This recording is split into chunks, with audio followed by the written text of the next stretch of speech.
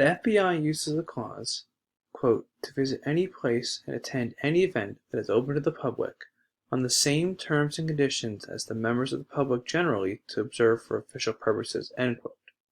They use this to provide a legal justification for their surveillance. While many would argue their surveillance of NRMs oversteps the line, the FBI state that their surveillance is to, quote, "unmask secrets deemed to endanger public security." Unfortunately, the FBI and the media generally exaggerate the secrets. In the Branch Davidians case, the FBI utilized unconfirmed secrets to put a stop to the Branch Davidians.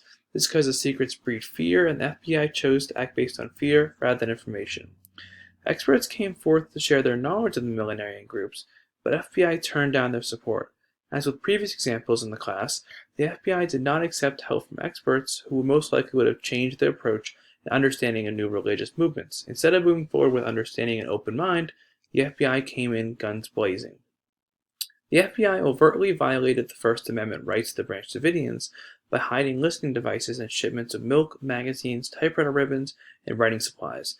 They also used infrared sensors to track the movement of Branch Davidian members. The use of listening devices and sensors could have been avoided if the FBI had tried to imagine Koresh like his followers see him, like a prophet, instead of seeing him as a criminal.